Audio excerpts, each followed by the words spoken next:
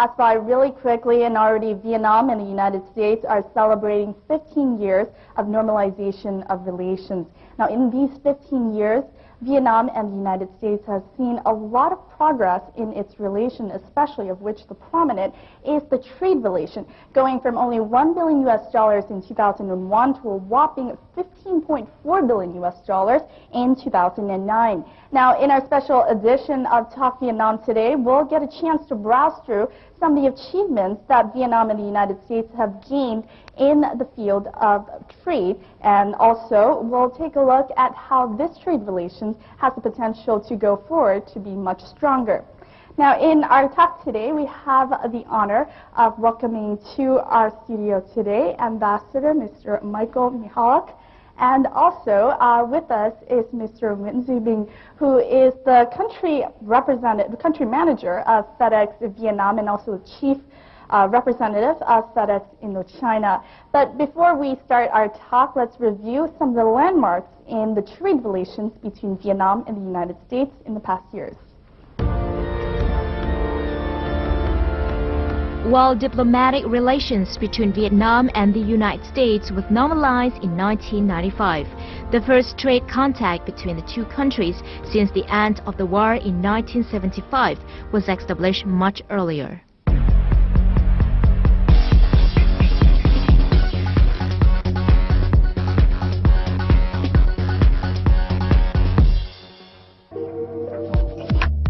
With the agreements of the U.S. administration, several American businessmen and companies started arriving in Vietnam to explore new business opportunities. On July 2, 1993, the Clinton administration cleared the way for the resumption of international lending, including that by the IMF and the World Bank to Vietnam.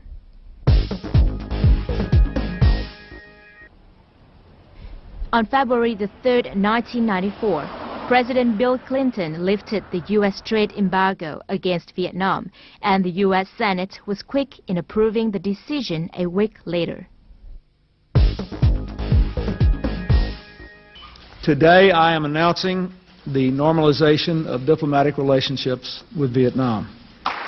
On July 11, 1995, President Clinton announced the normalization of relations with Vietnam.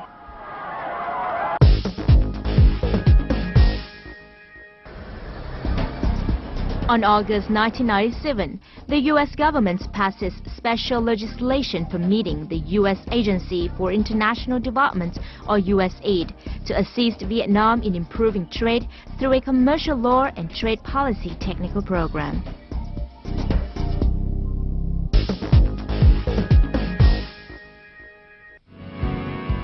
On March 11, 1998, President Clinton issues his waiver of Jackson-Vanik Amendment for Vietnam, paving the way for OPEC, EXIM, TDA, USDA, and MARAD activities.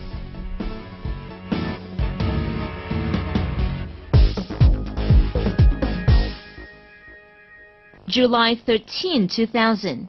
Vietnam Trade Minister Vũ Hoan and USTR Ambassador Bashevsky signed a bilateral trade agreement at the USTR. President Clinton announces the agreement at a White House Rose Garden ceremony. The BTA came into force in December 2001, a factor held by diplomats as a major factor in normalizing economic relations between the two countries. On December 8th and 9th, 2006, U.S. House of Representatives and the U.S. Senate passed legislation to allow the extension of the Permanent Normal Trade Relations, or PNTR, status to Vietnam. Late that month, President Bush signs the proclamation extending PNTR to Vietnam as part of his accession to the WTO. The granting of the PNTR status is viewed as the final and important step in the process of normalizing Vietnam-U.S. relations. The status helped the two countries implement their commitments made under the WTO rules and the bilateral agreements for Vietnam to accede to the Global Trading Club. So thank you very much, Mr. Ambassador and Mr. Nguyen Duy Vinh, for joining us in our studio today. I know you have a very hectic schedule, and we're very appreciative of you coming today. As we said, we're here to celebrate the 15 years of normalized relations between Vietnam and the United States. Now, for you, Mr. Ambassador, you took office 3 years ago here in Vietnam. How was Vietnam in your eyes then? Oh, well, I think the 15 years has been an amazing 15 years. I think we've come a long way. You mentioned the figure from 2001 to 2010 of 1 billion up to 15.4, but I think if you go back a little bit further, back when we first started relations in 1995, I think our two-way trade was about $450 million. And over that 15 years, it has grown, as you pointed out, to 15.4 billion. Additionally, back in 1995, there was zero foreign direct investment from the United States here in Vietnam. And last year, the United States was the #1 foreign investor in the country. So I think over that time period, we've made some amazing progress. We've opened up our markets to each other, and not only in goods trades, but also in services trades. And again, education has played a big role in that. We're now moving up to the next level of trade engagement with our discussions of the Trans-Pacific Partnership, which is a very important sub-regional free trade agreement. We're also continuing our talks on a bilateral investment treaty. We are trying to explore ways to do a bilateral tax treaty. And we're working on a wide range of issues, from climate change to education to regional security issues. It's exploded, the number of topics that we're talking about, the number of visits that have gone back and forth between our two countries. So it's been a very exciting 3 years for me, and it's not over yet. So. Right, exactly. I mean, the relations have definitely changed, not only in the 15 years, but even alone in the 3 years that you've been here. It's seen tremendous growth. Now, for you, Mr. Nguyen Duy Vinh, you've arrived to Vietnam much earlier, about 15 years ago. How was the country at that time? 1989 was when I came back to Vietnam after living 15 years in the United States. I remember coming back to Vietnam at that time. The streets were filled with less cars. The primary mode of transportation at the time was bicycles and motorbikes. There were a few cars, but they were old cars, not the new brands that you see now. There were very few high-rises, very few international restaurants, and very few foreign investments. I recall there were 3 airlines that served Vietnam, 2 of which are foreigners, and 1 was Vietnam Airlines. I recall that the employment was very high, unemployment rate was very high, it was well above 10%. The inflation was very high. Inflation was like close to 300%. Per capita income was less than $200. Yet I felt there was excitement in the air because it was the beginning stages of Đổi Mới. And there was excitement coming from the cafes, coming from the colleges, from the schools, that the future was going to be bright. And that's because of Đổi Mới. And there was a bright light of hope at that time. I could see that in the youthfulness of the Vietnamese people and the resilience in their determination. You could say it was a start towards this journey, even towards going to this moment where trade relations and the economic status of the country has changed so dramatically from those days. You talked about how you came to Vietnam in 1989. How did this trip come about? As I mentioned, after living in the United States for 15 years, I felt that there was a need to go back to visit my homeland, especially to visit my mother, who was here with my nephew. And that was a wonderful trip because I was able to seek the help of the Vietnamese government to issue a visa for her to reunite with me in the United States. I spent 2 or 3 days travel the country to see what's out there for FedEx. As a representative of FedEx, I felt that as the economy grows, the country grows, economic development will require fast, reliable transportation. And FedEx, as you know, is the world's largest air express company. So I was grateful that I had the opportunity to visit my family and at the same time to explore the market for FedEx. Well, talking about exploring the market for FedEx, we know that only 50 days after the normalization of relations between Vietnam and the United States, only 50 days, FedEx opened its first office in Vietnam. Now, indisputably, as you said, you played a major role in that happening. So can you tell us a little bit about that? Yes, 1994 was a very special occasion for FedEx because we became the first American express company to open our doors in Vietnam to serve the business community. What I saw in 1989 as I traveled the country was a great potential for growth in Vietnam. And I captured that in my letter to my chairman, Fred Smith. And this is the letter I wrote to our chairman of FedEx, Fred Smith. We thank you for all your leadership and for the vision to allow us to come to Vietnam. And that is what opened up the door for us because of the vision of our leaders, of our chairman, and the support of the Vietnamese government and the Vietnamese people for American companies like FedEx to be able to operate here. While we operate in Vietnam, we are helping the economy to develop. We're helping the Vietnamese people to gain more access to the world through our transportation expertise. The Vietnamese government has created a lot of favorable conditions, opened up a lot of opportunities for investors, and I think investors should consider the opportunities that are here in Vietnam. And if those investors happen to be Vietnamese Americans, I think the rewards will be multiplied by many times because of the opportunities to visit family members, friends, and reunite. So as you can see, normalization of trade relations between Vietnam and the U.S. created a lot of opportunities for such companies to come into Vietnam. What other benefits do you see in this normalized trade relations, Mr. Well, Ambassador? you know, I think that probably the biggest benefit was simply the opening up of our two markets to each other. That gave Vietnamese companies an opportunity to reach a market of several hundred million people and to sell their goods into the world's largest market. I think that after we did the BTA and then followed that on with the WTO, I think it kind of gave Vietnam like a good housekeeping seal of approval.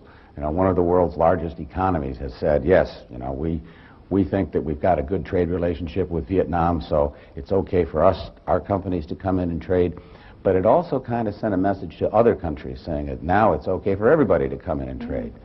And I think with WTO and PNTR, Permanent Normal Trade Relations, Vietnam saw its average tariff level with the United States go from 40% down to 4%. So again, just huge opportunities for opening up. But Vietnam, of course, didn't stop there. In 2007, it joined the World Trade Organization, another step forward, which again brought more benefits because it meant lower tariffs, it meant lower trade barriers around the world, and increased opportunity for Vietnam to broaden and strengthen its trade relations.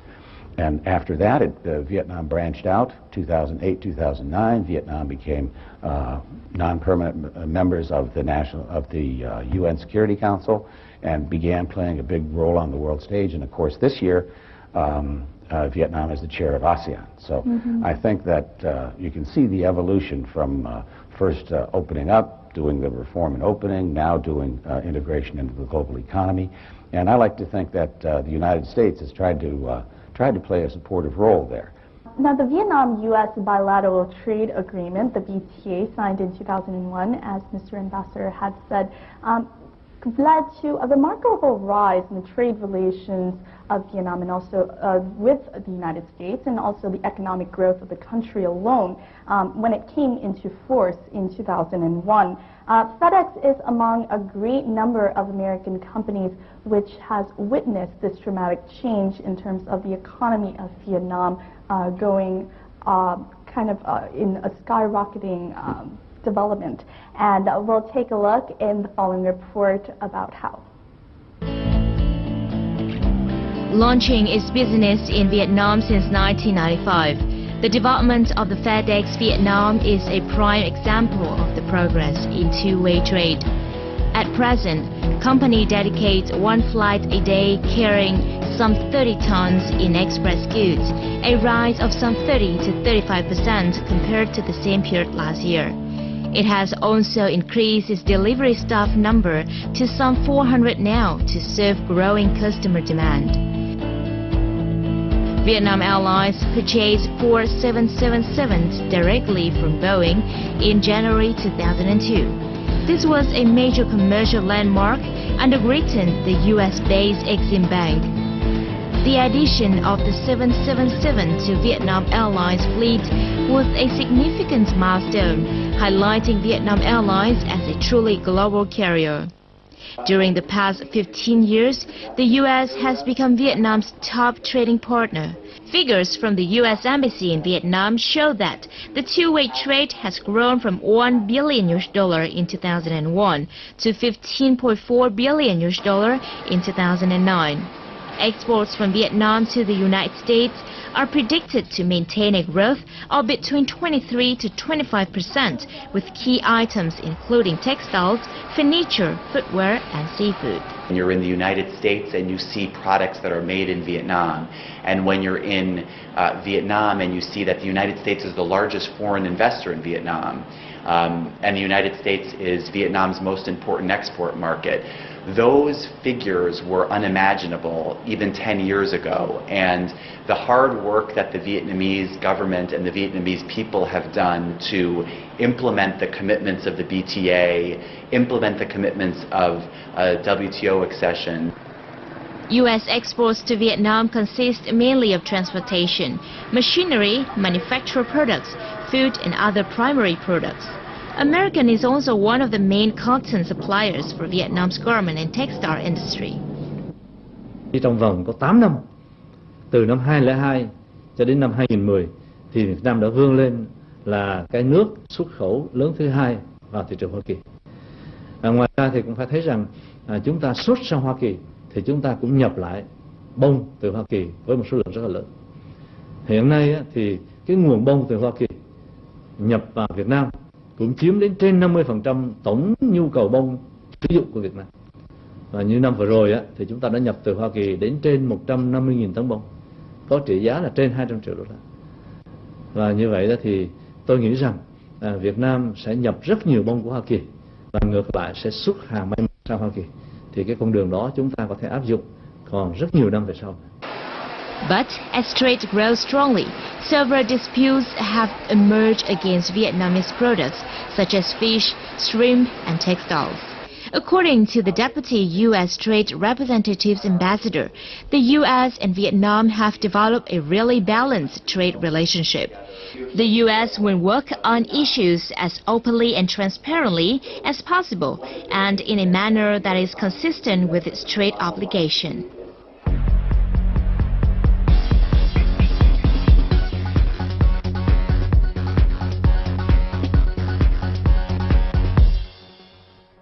For you, Mr. Nguyễn Duy Vinh, how have you seen, working in the field here in Vietnam for so long, how have you seen the trade relations between Vietnam and the United States grow? I mean, what are some of the developments that you have seen? As the ambassador said, since the bilateral treaty was signed, and then when Vietnam became a member of WTO in 2007, we have seen tremendous growth in trade between the two countries, as well as Vietnam trading to the world.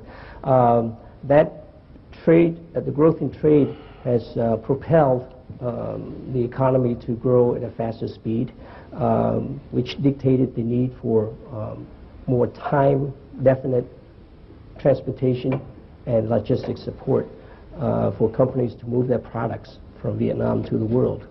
FedEx is very pleased to have the opportunity to be part of that development. Right. And not only FedEx, I mean, the United States has become a major partner in helping Vietnam to be where it is at right now. Now, Mr. Ambassador, a lot of bilateral agreements and governmental decisions have played a great part in kind of strengthening that trade relations between Vietnam and the United States. What is your assessment of the effectiveness of the commitments to the agreements by both sides? Well, I think when you talk about BTA and or the WTO, I think that both governments have taken those commitments extremely seriously. Our STAR program and our Vietnam Competitiveness Initiative, I think we have, again, expanded capacity within the government of Vietnam so that the government understood exactly what kind of commitments it was getting into at the time, and it has worked very hard to try and implement those. Additionally, we also have another agreement between our two countries called the Trade and Investment Facilitation Agreement, the TIFA. And under the TIFA, we meet probably once or twice every year, and we talk about issues like implementation of agreements, plus any other trade issues that come up. So I think that we have set up a number of channels whereby we can talk with each other about how we're doing on implementation, correct any deficiencies that may come up, and give each other suggestions on how to do it better. Being one of the first chairman of AmCham, what comments do you have on this issue, Mr. You were Nguyen chairman? I didn't know that. Yes, I was chairman of AmCham in 2004 in the Ho Chi Minh City chapter. I really believe that Vietnam has come a long way, and Vietnam has done a great job in integrating to the world, streamlining its legal framework, improving every day on its activities relative to reforming, for example, customs reform, border inspection reforms to expedite and facilitate trade, to make things faster, and to make things more efficient to run the business. You know, foreign investors who come to Vietnam, they invest and they would like to have a predictable outcome for their investments. And I think Vietnam is taking the right steps to ensure that predictability. Now, Mr. Ambassador, going back to the United States now, as we have seen in the past year, there was the global economic recession, and that took a toll on a lot of countries, America included. And now the United States is transforming itself into becoming an export-led country. How do you think this policy will affect the trade relations between the United States and Vietnam? As our economy grows, and consumption still plays a very large part of that, I think you're going to see that Vietnam's exports to the United States will grow.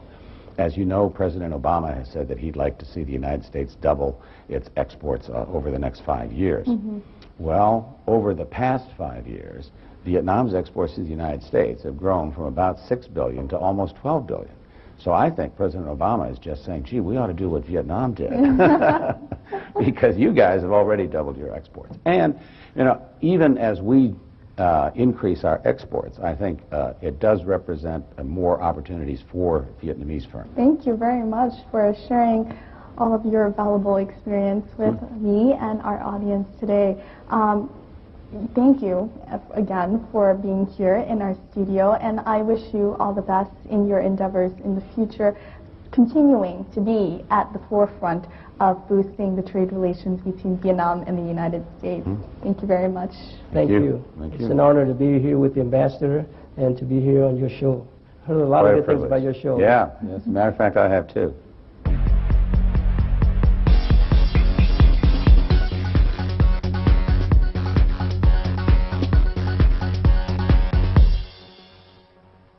In the second part of the show, we have the very honor of welcoming to our studio today our distinguished guest, Ms. Virginia Phut, who is the chairwoman of the U.S.-Vietnam Trade Council, and also Mr. Nguyen Duy Huynh, who is the Director General of American Market Department of the Ministry of Trade and Industry. Now, Huynh was also the former commercial counselor of the Vietnam Embassy based in Washington, D.C. Thank you very much, Ms. Phut and Mr. Nguyen Duy Huynh, for joining us today in our studio. I know you have a very hectic schedule, but it's great that you are here with us today. No, delighted to be here. Great. Pleasure. Yes. Now, Vietnam, as you know, and the United States are celebrating 15 years of normalized relations, and also it's been 9 years since the BTA, the bilateral trade agreement, was signed. Now, for you, Ms. Phut, you've been in this process, I mean, since the early 1990s. Could you share your feelings of being so closely connected to kind of reaching that normalization between Vietnam and the United States? Well, my first trip to Vietnam was in 1989, and I came with my then boss, Ambassador Sullivan, who had been invited by your foreign minister, Nguyen Co Thach. So I came in '89 when your government was reaching out to the U.S. government to begin the process of normalization, and I was delighted to come on that first trip and see Vietnam for the first time. I came with Ambassador Sullivan, who had been here many times, so I was learning through his eyes the history of Vietnam and really the optimism that Vietnam had about moving forward with Vietnam. Now, in your opinion, what do you think brought Vietnam and the United States together to be able to reach the bilateral trade agreement in 2001? Well, it's been a 20-year process, really. I'm delighted to see these photographs here, that some of the key players on both sides are in these pictures. And you could start with Senator John Kerry and John McCain. The veterans in the U.S. At the very early stage played a very important role in wanting to see a new future between the U.S. and Vietnam. John Kerry and John McCain don't agree on the war itself, but they did agree on what should happen in the future, and so building on that, and they really took a leadership role. There were members of the Vietnamese American community who saw, we can't all agree about the past, but let's try to build a new future. And that community played a tremendous role in the U.S. And then I think the third piece was the business community, who felt there was great opportunity here, there could be a good bilateral trade and investment climate, and really worked and pushed to get normalization. Now, for you, Mr. Zu Huynh, working in the United States, as we said, as a commercial counselor in the embassy based in Washington, D.C., how did you see the change, the growth of trade between Vietnam and the United States? The changes for the last 15 years is great. Last year, the trade volume, two-way trade volume between the two countries reached nearly $15 billion US, about 15 times over the trade volume of 2001, the year before the BTA coming into effect. And recently, the U.S. has merged as the biggest, the largest foreign investor in Vietnam, with the presence of many giant companies, groups, and giant projects, such as Intel high-tech project worth more than $1 billion US, or the agreement to build thermal power in Quang Ninh worth more than $2 billion US with AES has been signed, or the GE turbine, power turbine has gone into operation. So the changes, as Madam Foot said, is complete, and the relations is transformed to a new stage. And if the U.S. did not fall into economic difficulty recently, the trade and economic cooperation between the two countries would have been even more developed. So you could say that the bilateral trade agreement laid a milestone for all of this growth to go forward, not only in terms of the figures of the economic growth, but also in all fields of relations between the two countries. Now, as the chairwoman of U.S.-Vietnam Trade Council, Ms. Foot, how have you seen, how do you think Vietnamese and American businesses have made use of this bilateral trade agreement? Well, I think as Mr. Thien said, the numbers are dramatic and impressive and continue to grow. Every year is better than the last. Foreign direct investment continues to grow. The trade volume now, Vietnam is selling more to the U.S. than is buying from the U.S., so we have to work on those numbers. but the success is really in the numbers. I think the flip side is to always be looking at projects that don't happen, or people who come to Vietnam from the U.S. and who don't stay. And one of the things that we try to do is to look at that and to understand why, and to try to help improve the system or improve the process so that more and more people, when they come, they stay. They don't come and look, but they come and stay. And I think that's where the growth is for Vietnam. Now, before we continue our talk, let's take a look at a clip. We're going to take a look at how the Vietnamese market is seen in the eyes of American businessmen who have long connected to Vietnam in the past 15 years. From just some representatives' offices, IBM Vietnam has developed into the first 100% foreign-owned subsidiary in Vietnam. After the BTA agreement was reached, IBM has made a breakthrough with the opening of its global service centers in Vietnam.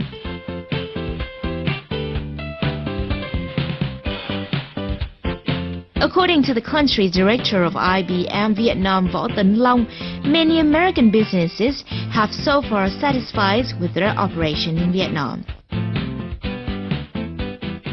Vừa rồi thì tôi có một cái vinh dự được tham dự một chuỗi các cái buổi làm việc của cái hội đồng kinh doanh giữa Mỹ và ASEAN. Đó là một cái đoàn bao gồm 23 cái doanh nghiệp khá là lớn, có thể nói là lớn nhất của Mỹ mà đã có đầu tư ở Việt Nam. Thì chúng tôi rất là vui mừng nhìn thấy những cái thành tựu mà hầu hết tất cả các doanh nghiệp nó đạt được ở Việt Nam. Hy vọng rằng là cho đến 5 năm nữa tới, khi chúng ta kỷ niệm 20 năm ngày bình thường hóa quan hệ, thì đó nó sẽ là một cái sự phát triển toàn diện và sâu rộng trong hầu hết tất cả các cái lĩnh vực của nền kinh tế, chứ không chỉ ở trong một số những cái lĩnh vực mà hiện nay người ta coi là mũi nhọn. In the telecom sector, the Vietnam Post and Telecommunications Group contracted Lockheed Martin to design, build and launch a telecommunications satellite in a deal worth around $200 million. Vietnam's first communications satellite, Vinasat-1, was successfully launched at 22:17 GMT on April the 18th, 2008. Aboard an Ariane 5 carrier rocket from Kourou, French Guiana.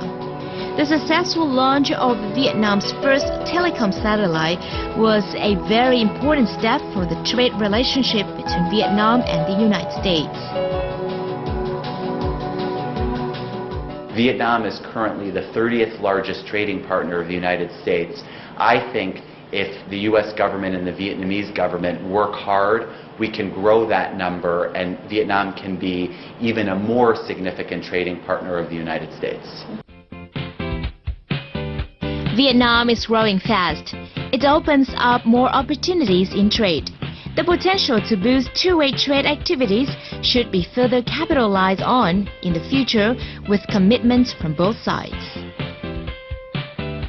Now, continuing with our discussion, Ms. Phuc, well, talking about attracting more investors into Vietnam, I mean, you've been in Vietnam, as you said, the first time you were here was in 1989. It's quite a while now. You have a very good understanding of what's happening here in Vietnam. What would you say to American investors, American businessmen who are coming into Vietnam? What do they have to do in order to prepare themselves to go into this market? Well, I think in order to go into any market, you have to do your homework, obviously. There are a lot of big American companies who are quite familiar with global trends and global trade and global procedures. But there are many American companies who maybe they trade with one of our immediate neighbors. So to come to a country like Vietnam is unique and different and something of a challenge. So it's a question of, is your business appropriate here? Do you have a good counterpart in Vietnam? Do you understand what either product you're trying to sell or what project you're trying to develop, and whether there's a local or foreign, or who's your audience for that product? Exactly. I think you really, to go into any country, you really have to do your homework and be realistic about what your possibilities are. Now, in your own opinion, has Vietnam done a good job? Has it succeeded in creating an image of a reliable, good partner, business partner with other American business groups?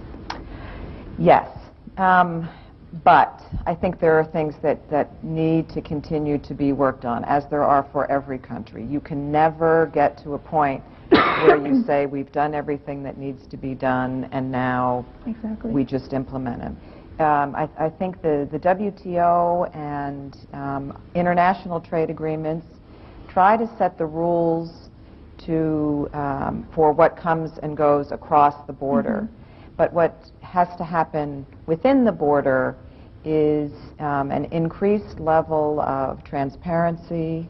The accounting system in Vietnam is not the international standard, and companies don't feel they understand the books, the tax system, the payment system of their counterpart. And that's something that I think Vietnam needs to continue to work on to go the next step in attracting partnerships. On the flip side of the development between Vietnam and the United States, not only are American businesses looking to go into Vietnam, but also Vietnamese businesses are looking at the U.S. market as well. Now, as the former attaché in terms of commerce for the Vietnamese embassy in the United States, how do you, Mr. Hien, evaluate the potential of the U.S. market? I think the potential of the U.S. market is great, and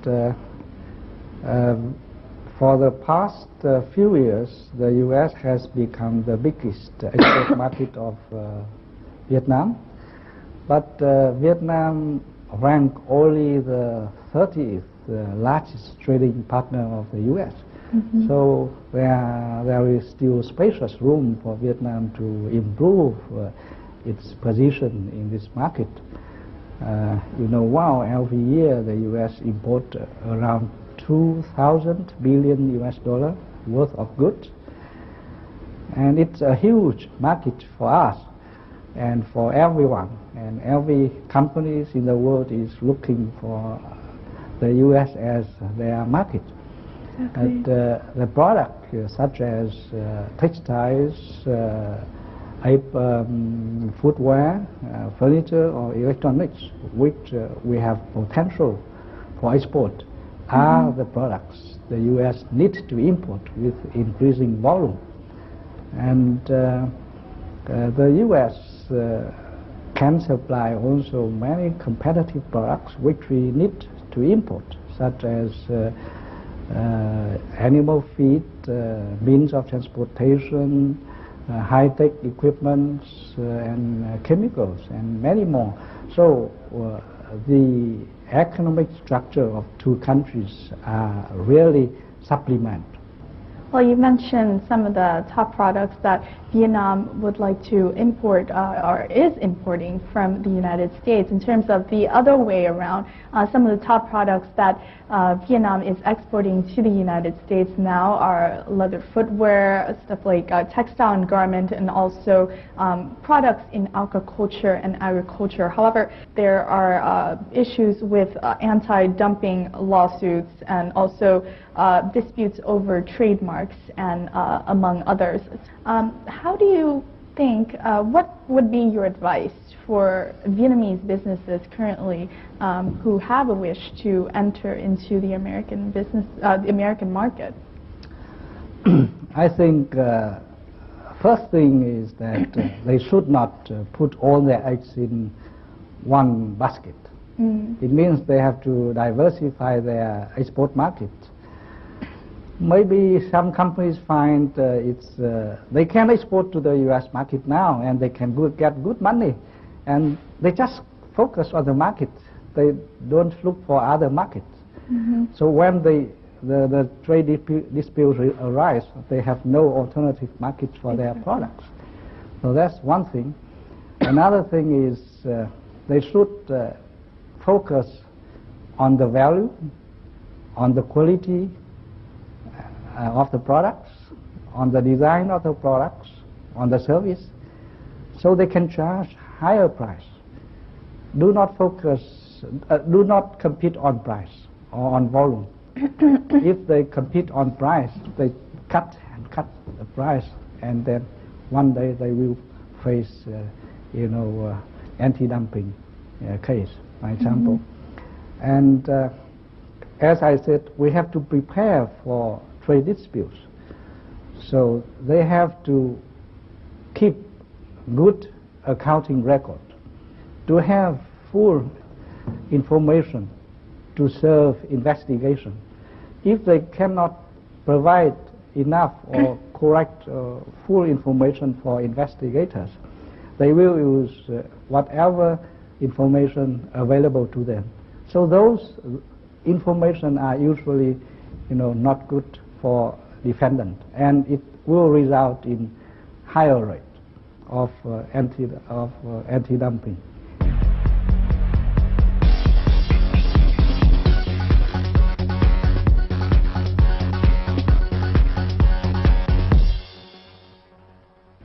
Now, along with all these drastic changes in the past 15 years, going into the future now, Mr. Khien, how do you see the trade relations between Vietnam and the United States grow?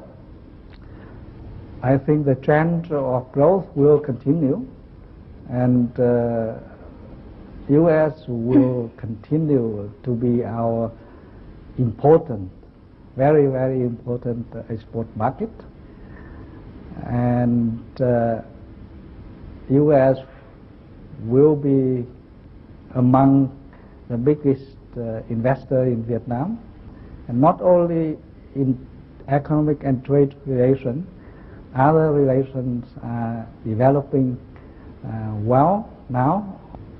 Okay, what about for you, Ms. Foote? How do you forecast the changes or the future of the bilateral trade relations between Vietnam and the U.S.? Well, I'm delighted that last year both Vietnam and the U.S. Decided to go into the Trans-Pacific Partnership, which is the first real APEC countries. There will be 8 in this agreement, 8 or 9, who have started a process of a regional agreement. The U.S. and Vietnam have not been in a regional agreement with each other. So this is a very important next step.